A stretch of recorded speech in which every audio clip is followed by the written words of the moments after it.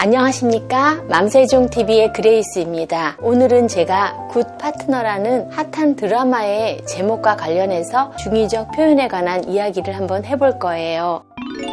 중의적 표현이란 한 문장이나 한 단어가 두 가지 이상의 의미로 해석되는 그런 경우를 말하지요. 의미의 다양성을 통해서 예술성을 높일 수도 있고요. 그리고 사람들에게 깊이 각인되는 효과를 나타낼 수도 있대요. 그래서 주로 대중문화 매체의 제목을 뽑거나 또는 대중의 관심을 받아야 되는 광고의 카피에도 많이 사용됩니다. 문학 작품에서 비유법이 바로 중의적 표현의 한 형태라고 보시면 쉽게 이해가 가실 거예요.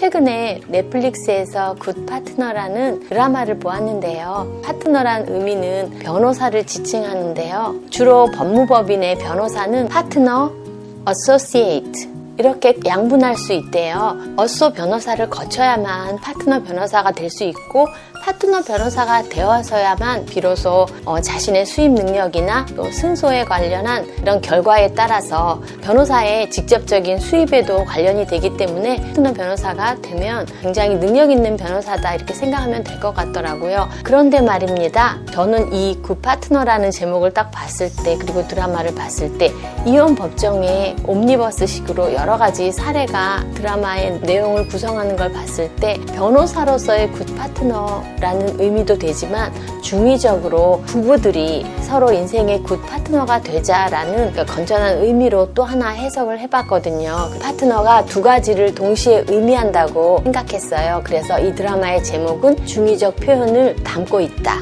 이렇게 생각해 보았습니다. 중의적 표현은 해석에 따라서 어떤 오해를 불러일으킬 수 있는 모호함을 갖고 있기도 하지만요. 글 쓴 사람 또는 말을 하는 사람의 중의적인 의도가 잘 전달되었을 때 강한 이미지로 각인될 수도 있고 또 인상적으로 남을 수 있다는 효과가 있는 것 같아요. 드라마의 내용보다는 저한테 굉장히 인상적이었던 그런 에피소드는요. 박지환, 박서진 부자의 이야기였어요. 박지환이라는 사람은 이혼 소송 중이었는데 아들하고 관계가 굉장히 좋아요. 18살 아들 박서진이 이 세상에서 정말 아빠를 좋아하고 이 부자 간의 사이가 굉장히 좋거든요. 그래서 다른 욕심보다는 이혼 법정에서 양육권을 꼭 가지고 오겠다 이렇게 하고 법정 싸움을 하고 있었는데 어느 날 아내가 서진이를 본인이 키워야 하는 이유를 주장하면서 그 주장의 근거로 유전자 검사지를 제출합니다. 이 유전자 감식 결과지는 박지환, 박서진 두 사람이 친자관계가 아니라는 결과지였어요. 박지환은 처음에는 믿지도 않고 아이를 데려가려고 거짓말을 하는 것이다 이렇게 생각도 하고 굉장히 괴로워했는데 결과적으로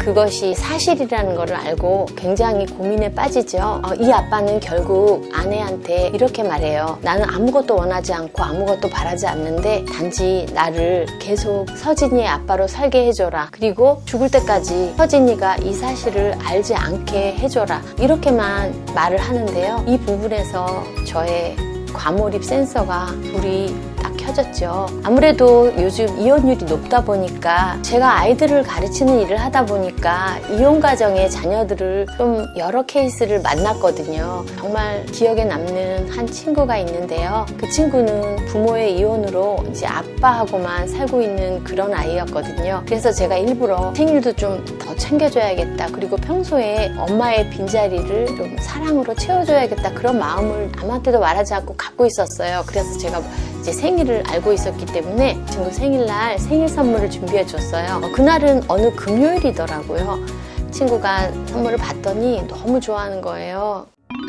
그러면서 저한테 자신의 이야기를 참 많이 했거든요. 선생님 저 오늘 생일 초대받아서 생일 파티 가요 그러는 거예요.